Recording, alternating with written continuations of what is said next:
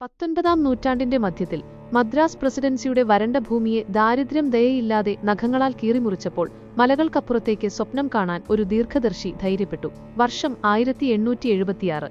ദക്ഷിണേന്ത്യയിലെ സൂര്യതാപം നിറഞ്ഞ സമതലങ്ങൾ ദയയ്ക്കായി നിലവിളിച്ചു. വിളകൾ കരിഞ്ഞുണങ്ങി, നദികൾ വറ്റി, ആയിരക്കണക്കിന് ജീവനുകൾ വിശപ്പിന് കീഴടങ്ങി. എന്നിട്ടും പടിഞ്ഞാറ് നിബിഡമായ പച്ചപ്പ് നിറഞ്ഞ കാടുകൾക്കും മൂടൽമഞ്ഞ് മൂടിയ പശ്ചിമഘട്ടത്തിനും അപ്പുറം പെരിയാർ നദി അനിയന്ത്രിതമായ ശക്തിയോടെ ഗർജിച്ചു. അതിന്റെ ജലം അറബിക്കടലിലേക്ക് കുതിച്ചു, അവയെ ഏറ്റവും ആവശ്യമുള്ള ദേശങ്ങളിൽ നിന്ന് അകന്നു. ഈ നിരാശയിൽ നിന്ന് ഒരു ആശയമുയർന്നു. പ്രകൃതിയെത്തന്നെ വരുതിയിലാക്കാനുള്ള ഒരു ധീരമായ പദ്ധതി. മൈറ്റി പെരിയാറിനെ മലകളിലൂടെ കിഴക്കോട്ടേക്ക് വളച്ച് വൈഗൈ നദിയുടെ കൈകളിലേക്ക് എത്തിച്ച് മരണം മാത്രം ഭരിച്ചിരുന്നിടത്ത് ജീവൻ കൊണ്ടുവരാൻ. ഇതൊരു പുതിയ ആശയമായിരുന്നില്ല. ബ്രിട്ടീഷ് സർവേയർമാർ 1808 തന്നെ ഇങ്ങനെയൊരു ദർശനം രേഖപ്പെടുത്തിയിരുന്നു. പക്ഷേ ആരും അസാധ്യമായത് ചെയ്യാൻ ധൈര്യപ്പെട്ടില്ല അതുവരെ. ഈ കഥയിലേക്ക് മേജർ ജോൺ പെന്നിക്വിക് എന്നൊരു ബ്രിട്ടീഷ് ആർമി എഞ്ചിനീയർ കടന്നുവന്നു. മറ്റാരെയും പോലെയായിരുന്നില്ല അദ്ദേഹം. മറ്റുള്ളവർക്ക് ദുർഗമമായ കാടുകളും രോഷാകുലമായ മൺസൂണും കണ്ടിടത്ത് അദ്ദേഹം ഒരു പരിഹാരം കണ്ടു. അഗ്നിയിൽ വാർത്തെടുത്ത ദൃഢനിശ്ചയത്തോടെ പെന്നിക്വിക് തന്റെ സംഘത്തെ പ്രതികൂലമായ ഭൂപ്രദേശങ്ങളിലേക്ക് നയിച്ചു. അട്ടനിറഞ്ഞ ചതുപ്പുകളിലൂടെ നടന്നു. ശക്തരെ പോലും വീഴ്ത്തിയ പനി സഹിച്ചു. കൂടാരങ്ങളെ മഴ ആഞ്ഞടിച്ചപ്പോഴും വിളക്കുകളുടെ വെളിച്ചത്തിൽ രൂപരേഖകൾ വരച്ചു. എന്നാൽ ദർശനം മാത്രം മതിയായിരുന്നില്ല. പെരിയാർ ഒഴുകിയിരുന്നത് തിരുവിതാംകൂർ എന്ന നാട്ടുരാജ്യത്തിലൂടെയായിരുന്നു. അവിടെ കോളോണിയൽ അഭിലാഷങ്ങളോടുള്ള സംശയം ആഴത്തിൽ വേരൂന്നിയിരുന്നു. പെന്നിക്വിക്ക് അക്ഷീണനായിരുന്നെങ്കിലും നയതന്ത്രം ഒറ്റയ്ക്ക് കൈകാര്യം ചെയ്യാൻ കഴിഞ്ഞില്ല. വർഷങ്ങൾ നീണ്ട ചർച്ചകൾക്കുശേഷം 1886 ഒക്ടോബർ 29 ഒരു കരാർ ഒപ്പുവച്ചു. തിരുവിതാംകൂറിന്റെ ഭൂമിയിൽ നിർമ്മാണത്തിനുള്ള അവകാശങ്ങൾ ബ്രിട്ടീഷുകാർക്ക് നൽകുന്ന 999 വർഷത്തെ പാട്ടക്കരാർ, വാർഷിക വാടകയും വെള്ളം നൽകാമെന്ന വാഗ്ദാനങ്ങളും പ്രതിഫലമായി. താഴ്വരയിൽ ഇടിമുഴക്കം പോലെ കാലങ്ങളോളം മുഴങ്ങിക്കേൾക്കുന്ന ഒരു കരാറായിരുന്നു അത്. 1887 മെയ് മാസത്തോടെ കാടിന്റെ ഉള്ളിൽ നിർമ്മാണം ആരംഭിച്ചു. യന്ത്രങ്ങളൊന്നുമില്ല, ആയിരക്കണക്കിന് തൊഴിലാളികളുടെ കൈകളും മുതുകുകളും മാത്രം. അവർ കൂറ്റൻ ഗ്രാനൈറ്റ് പാറകൾ കാട്ടിലൂടെ വലിച്ചു നീക്കി.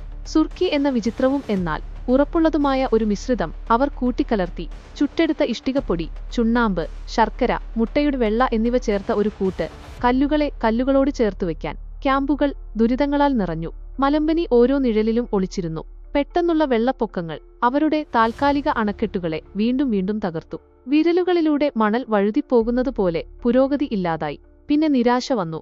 ഫണ്ട് തീർന്നു. ലണ്ടൻ പദ്ധതി ഉപേക്ഷിക്കുന്നതിനെക്കുറിച്ച് ആലോചിച്ചു. എന്നാൽ പെന്നിക്വിക്ക് വഴങ്ങാൻ തയ്യാറായില്ല.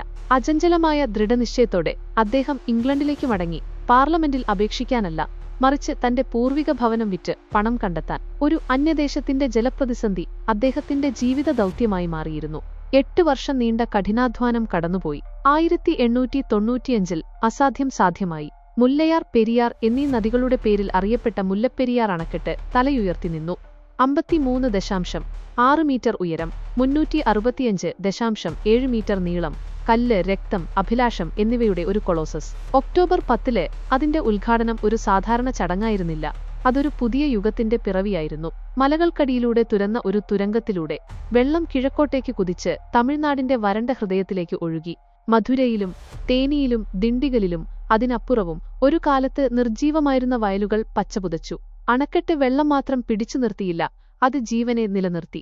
അത് വീടുകൾക്ക് വൈദ്യുതി നൽകി, വിളകളെ പോഷിപ്പിച്ചു, പ്രതീക്ഷ നൽകി. പെന്നിക്വിക്ക് ഒരു മനുഷ്യൻ എന്നതിലുപരിയായി തമിഴ്നാട്ടിൽ അദ്ദേഹം ഒരു ഇതിഹാസമായി മാറി.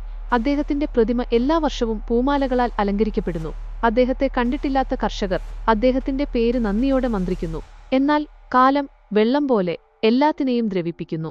1947 ഇന്ത്യക്ക് സ്വാതന്ത്ര്യം ലഭിക്കുകയും 1956 കേരളം രൂപീകരിക്കപ്പെടുകയും ചെയ്തതോടെ കോളോണിയൽ നിയമപ്രകാരം ഒപ്പിട്ട ആ പാട്ടക്കരാർ 2 സംസ്ഥാനങ്ങൾക്കിടയിൽ ഒരു മുറിവായി മാറി. അണക്കെട്ടിന്റെ ആസ്ഥാനമായ കേരളം അതിന്റെ പ്രാബല്യത്തെ ചോദ്യം ചെയ്തു. നൂറ്റാണ്ടിലധികം പഴക്കമുള്ള, ഭൂകമ്പ സാധ്യതയുള്ള മേഖലയിൽ സ്ഥിതി ചെയ്യുന്ന പഴകിയ കൽപ്പണികളാൽ നിർമ്മിച്ച ഈ അണക്കെട്ടിന്റെ ഘടനാപരമായ സുരക്ഷയെക്കുറിച്ച് കേരളം ഗുരുതരമായ ആശങ്കകൾ ഉന്നയിച്ചു. മറുവശത്ത് അതിന്റെ ജലത്തെ ആശ്രയിച്ച് ജീവിക്കുന്ന തമിഴ്നാട് ഒരിഞ്ചും വിട്ടുകൊടുക്കാൻ തയ്യാറായില്ല. യുദ്ധം താഴ്വരകളിൽ നിന്ന് കോടതികളിലേക്ക് നീങ്ങി. സുരക്ഷയും നിലനിൽപ്പും തൂക്കിനോക്കാൻ സുപ്രീം കോടതിയെ പലപ്പോഴും വിളിക്കേണ്ടി വന്നു.